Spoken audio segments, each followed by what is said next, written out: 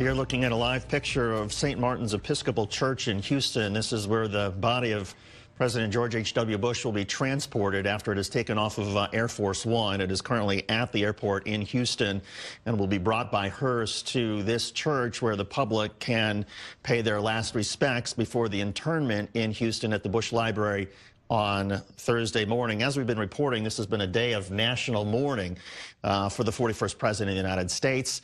Earlier this hour, the casket arrived back in his home state of Texas, and again, he will be laid to rest tomorrow in College Station. He will be interred at his presidential library next to his wife, Barbara, and their daughter, Robin.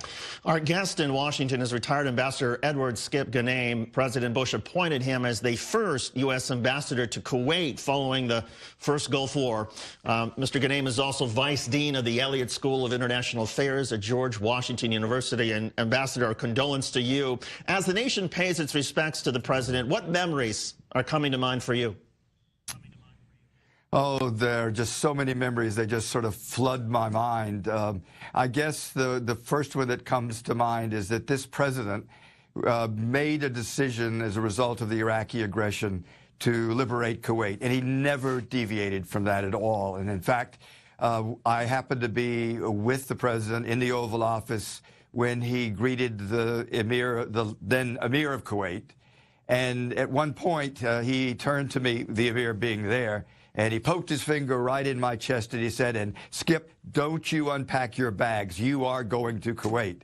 And the great thing about it is that I use that in all my travels throughout the region in the 7 months between September and February when we liberated Kuwait, repeating to people, to Kuwaitis, going on media that don't you worry, their president has made this commitment and he told me what to do and that's what's going to happen.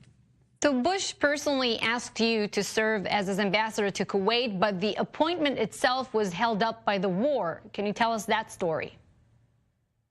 Yes, that's quite an interesting one and probably not very common in the annals of American history.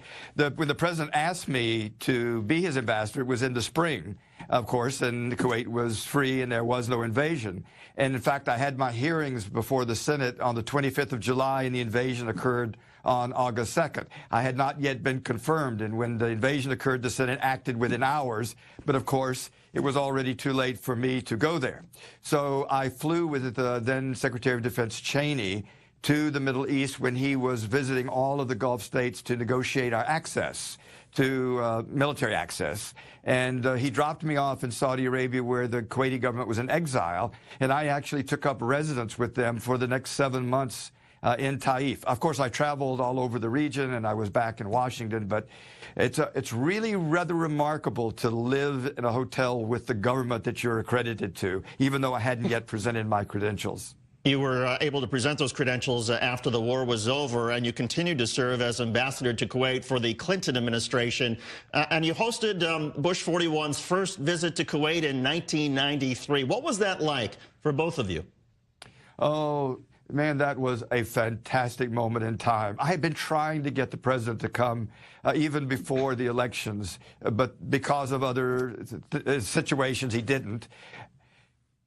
We did convince him to come, and all I can tell you is that the emotion of the moment was just incredible throughout the days he was there. When he landed at the airport in Kuwait, I think the airport is maybe 20 miles from downtown Kuwait, and all of the 20 miles were lined with thousands of Kuwaitis. There wasn't a single bank along the road that wasn't full of people with American flags, Kuwaiti flags, chanting Abu Abdullah, Abu Abdullah, which was the nickname they gave the president. And you know, I would just have to tell you that when I was with Barbara Bush later that day, she looked over at me and said, "Skip, I can't thank you enough for this, because this is the first time I've seen George smile in a long time. This is just wonderful."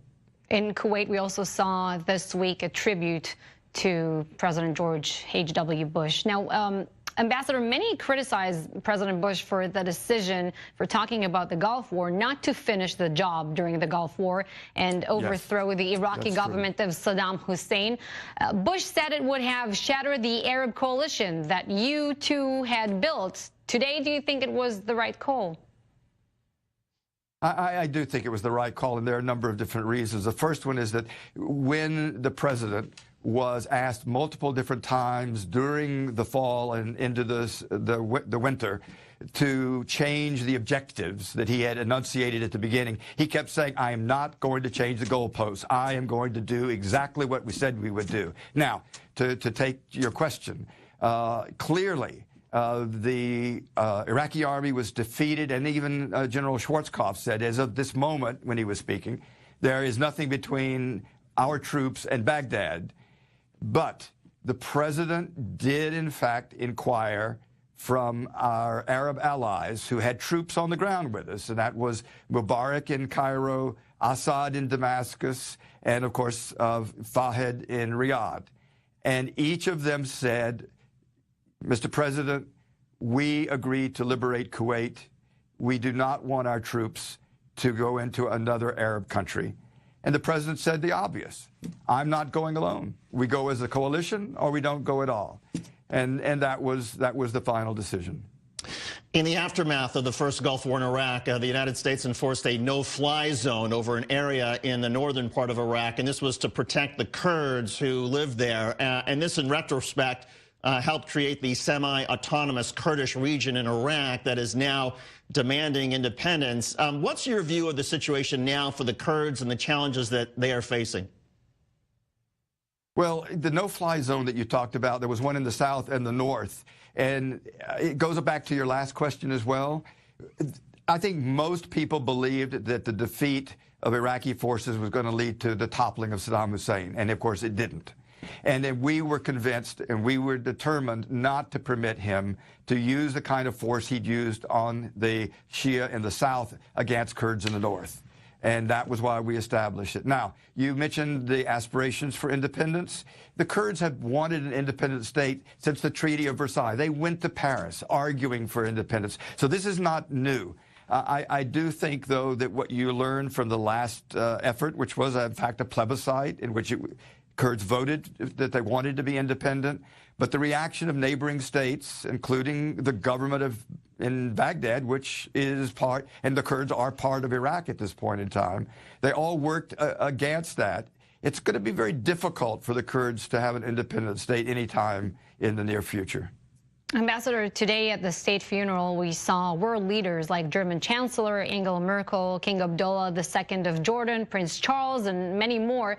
And we've heard so much these days about Bush's foreign policy achievements and the style of how he promoted U.S. interests around the world, including in the Middle East. Do you think that President Bush was underestimated maybe on foreign policy?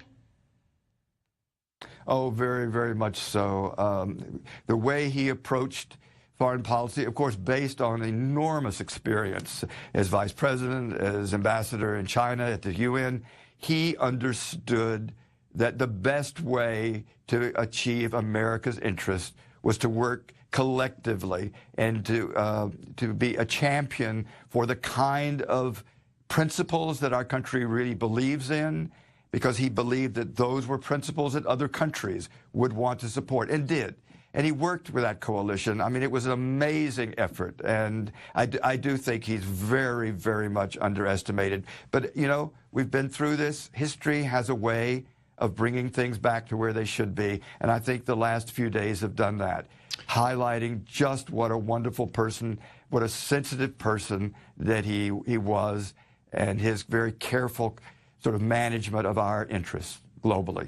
The collective that you speak of and George H.W. Bush's diplomacy, a lot of people say that that's a very rational approach towards international diplomacy, but there's also a theory that we're testing out with this administration, with Donald Trump, that sometimes when you have an irrational actor, it can put adversaries of the United States off balance. Is there necessarily a benefit to always being predictable, rational, and diplomatic? And is there sometimes a benefit to being unpredictable, as we're seeing now? Well, there's no doubt that that argument could be made. I would just be very cautionary. When you're unpredictable, then not only your allies but your adversaries start trying to calculate what it is they think you will do. And that's where you can get a miscalculation that could really lead you into war, frankly, or to something that is similarly disastrous for us. There is a good argument for being clear about what you are for and against and how you will act if you are confronted. I'm sorry, I do come out of that background of diplomacy. I am very, very fearful of the kind of approach that the current administration is taking. Before we go, Ambassador, how would you describe his legacy from your perspective? Well, I think of one incident which describes what he means to me. He is the only president, and I served under 8 presidents in my Foreign Service career. He's the only president who, after I was confirmed by the Senate, invited me, my wife, and my 2 children to the White House. It was only 10 minutes, but it was a great gesture by him and Barbara to just say to us, Skip, I'm glad you're undertaking this challenge, and Peggy, my wife, and the kids, I know this is a sacrifice for you. It was a noble thing, and it was very genuine. That's the man I remember today. Ambassador Skip Ganame, and Ambassador, thanks so much for doing this. We really appreciate your insights and your memories on this day. And thank you. Thank you. Tal, that last point, the decent act of inviting an ambassador in for 10 minutes and saying thank you for doing this, that's a hallmark of George H.W. Bush. We've heard it from diplomats. We've heard it from Secret Service agents when they've retired. We've heard it from correspondents who covered the White House when they left the White House for other gigs. There was the president singling them out and pulling them back into the Oval Office and chatting with them for a few minutes just to say, hey, thanks for being part of this. That's so true. And, you know, listening to the eulogies at the state funeral today, I was really thinking, bringing all these values of the former president together, I think we have a recipe there for how to live a long, meaningful life. If you combine everything, appreciate a good joke, always be active, both physically and mentally. And the other part about it is to lean on your friends, right? When you face setbacks, and inevitably, look, losing the presidency, being thrown out of office after 1 term, it devastated Jimmy Carter and Rosalind Carter, and was clearly devastating George H.W. Bush until he went to Kuwait, and we heard Ambassador Ganame say that that was a highlight, that it started to pull him out of his mood. But the lesson of leaning on your friends when you're facing tough times, and to... Even with his daughter. Yeah, even with his daughter, when you lose a 3-year-old daughter, and to trust the people around you who care about you, who love you, simply for who you are, not because you're necessarily the President of the United States. That lesson, I think, and the personal decency and the loyalty to your friends and to your family, it just speaks volumes. And I think you're absolutely right. I mean, it is a recipe towards a rewarding life, and by all accounts, I mean, George H.W. Bush and Barbara Bush, they have said over the last few years that they were very satisfied with the life they led. Yeah, love is a key component, I think, in having a meaningful, long life. And, of course, balance between the time between your family and work, care for others, and set goals. One of the sentences that still resonates with me here is work towards leaving a better neighborhood, a better community, a better world behind you. And going for it. Even when you're 90 years old and you got the opportunity to jump with the Army parachute team, go for it and enjoy the adventure. What a life. That does it for this hour of Crossroads. Stay with us on I-24 News for much more. We'll be right back.